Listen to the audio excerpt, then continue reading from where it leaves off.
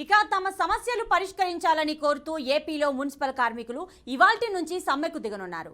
కార్మికులను రెగ్యులర్ చేయాలని, పనికి సమాన వేతనం ఇవ్వాలని, కరోనా సంక్షోభ సమయంలో కార్మికులకు రక్షణ పరికరాలు అందించాలని, 50 లక్షల బీమా కల్పించడంతో పాటు పెండింగ్లో ఉన్న పీఎఫ్, ఈఎస్ఐ సమస్యలు పరిష్కరించాలని కార్మికులు కోరుతున్నారు.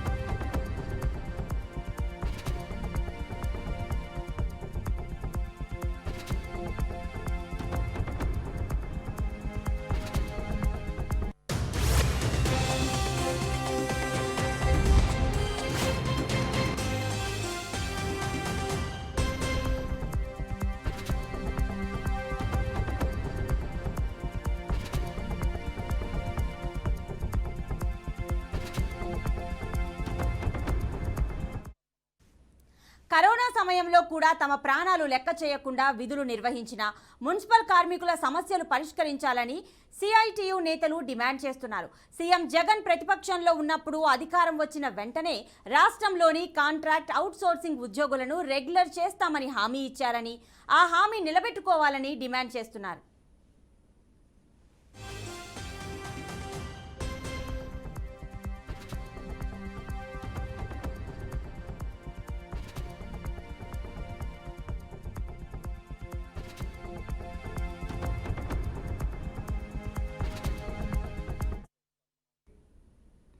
ఇక తమ సమస్యలు పరిష్కరించాలని కోరుతూ ఏపీలో మున్సిపల్ కార్మికులు ఇవాల్టి నుంచి సమ్మెకు దిగనున్నారు. సో దీనికి సంబంధించిన పూర్తి డీటెయిల్స్ మా ప్రతినిధి రాము అందిస్తారు. రాము, చెప్పండి.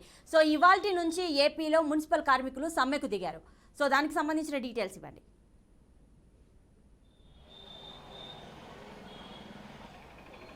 ఆంధ్రప్రదేశ్లో వరుస సమ్మెలతో రాష్ట్ర ప్రభుత్వం ఉక్కిరి బిక్కిరి అవుతుంది.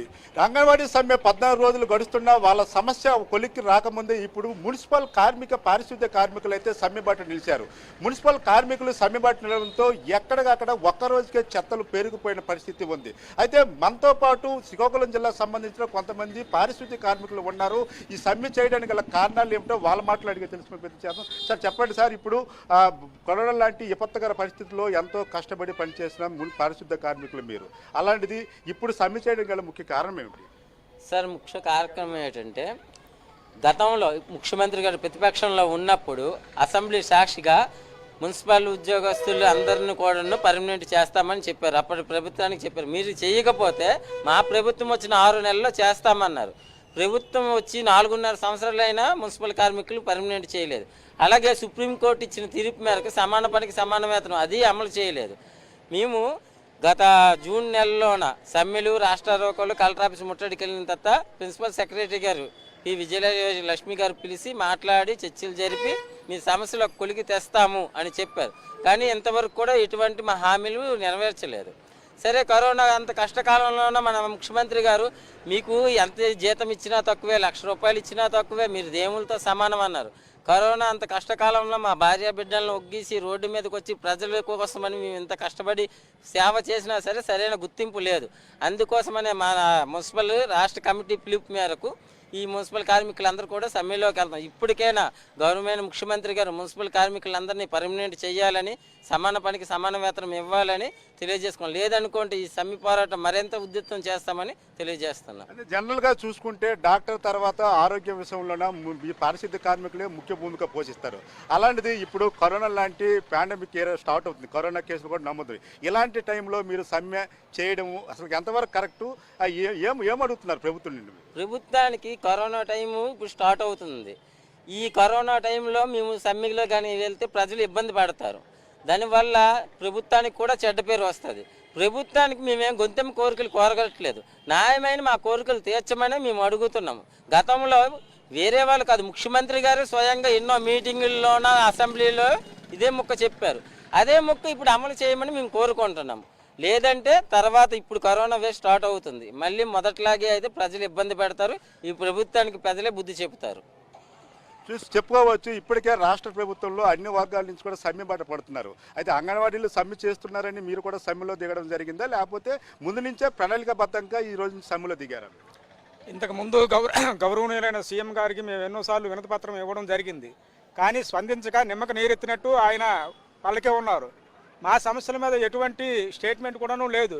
సంబంధిత మంత్రివర్యులు కూడాను ఆదిమూలపు సురేష్ గారు కూడాను విన్నారు, అంతేగాని దీని మీద యాక్షన్ తీసుకోలేదు. ఎన్నాలండి మేము ఆకలి మంటతో మేము పనిచేస్తాం. ఈరోజు JN1 వేరియంట్స్ వస్తుంది. ఆ వేరియంట్ను ఎదుర్కోవాలంటే అందరూ కరోనా కాలంలో ఇంట్లో ఉంటే మేమందరం రోడ్ల మీద ఉన్నాము, వీధిలో ఉన్నాము. ఎక్కడైనా ఏదైనా ఒక చిన్న కేసు వస్తే మేమే రెక్కలు కట్టుకొని వాలిపోయాము. కానీ ఈరోజు మా కష్టాన్ని గుర్తించలేదు గవర్నమెంట్.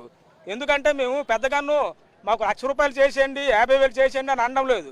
సుప్రీంకోర్టు కూడాను లోగడ మాకు తీర్పిచ్చింది, సమాన పనికి సమాన వేతనం. మరి ఇది ఒక విధంగాను శ్రమ దోచుకున్నట్టే కదండి. మాతో చేసిన పర్మనెంట్లకు 50,000 60,000 అయ్యేటప్పుడు మాకు కనీస వేతనం ₹15,000 ఇచ్చి అందులో హెల్త్ అలవెన్స్ 6,000 కలిపి 21,000 ఇస్తున్నారు. మరి ఇది ఎంతవరకు ఉండి మాకు న్యాయం చేసినట్టు? మరి జగన్ సీఎం గారు పాదయాత్ర చేసేటప్పుడు నేను ఉన్నాను, నేను విన్నాను అన్నాను. మరి ఆ రోజు వినతిపత్రాలు ఇచ్చారు. నేను సీఎం అయితే మొదటి సంతకం పారిశుద్ధ్య కార్మికులకు క్రమబద్ధీకరణ అని చెప్పారు. ఈరోజు ఆ మాట మరిచారా? ఆయన గుర్తులేదా? ఆయనను మా బతుకులు ఎలా ఉన్నాయంటే నడి సముద్రంలో నావలాగా ఉన్నాయి. పెరిగే ధరలతో చూసుకుంటే మా జీతాలు చాలా తక్కువ, బతకడం కూడా దుర్బలంగా ఉంది.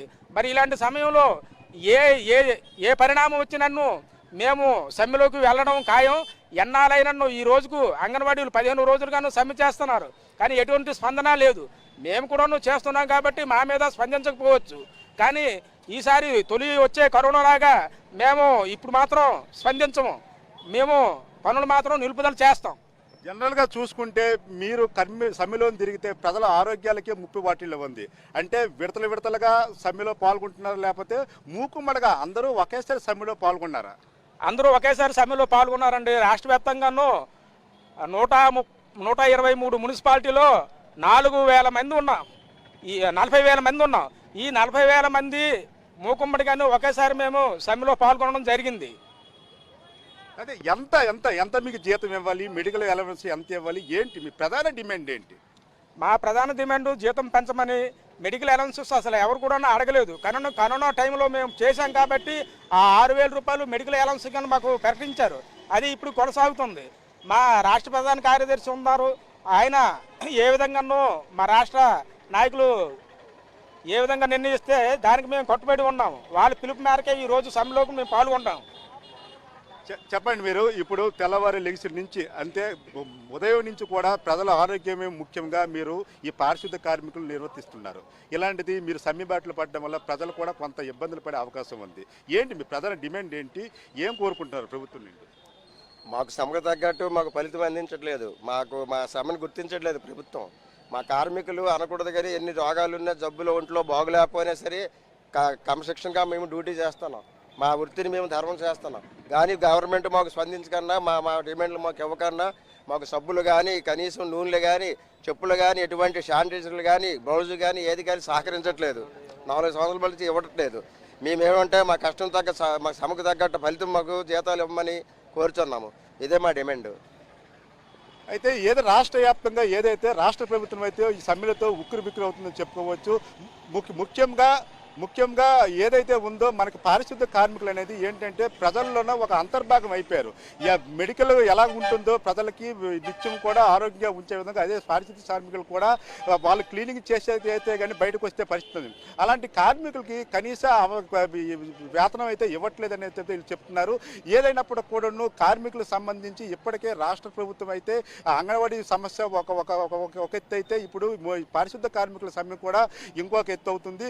దీంతో రాష్ట్ర ప్రభుత్వం ఎలాంటి నిర్ణయాలు తీసుకుందో చెప్తున్నాం. గత జూన్ నెలలో కూడా మున్సిపల్ కార్మికులు అవుట్సోర్సింగ్ సంబంధించిన కార్మికులు అయితే మంత్రి ఆదిమూలపు సురేష్తో కూడా చర్చలు జరిపామని, అప్పుడు స్పష్టమైన హామీ ఇచ్చారు, మీకు పెంచుతామని చెప్పారని. ఎప్పుడో కూడా పెంచకపోవడంతో ఇప్పుడు ఎలక్షన్ ఇయర్ కూడా మనకి ఒక 3 నెలల్లో ఎలక్షన్ అనేది వస్తుంది కాబట్టి ఇప్పుడు సమ్మెలోనే దిగితే ప్రభుత్వం నుంచి కూడా స్పందన వస్తుంది. స్పందన వచ్చి తమ కోరికలు తీర్చే పరిస్థితి వస్తుందని వీళ్ళైతే సమ్మెలో దిగడం అయితే జరుగుతుంది.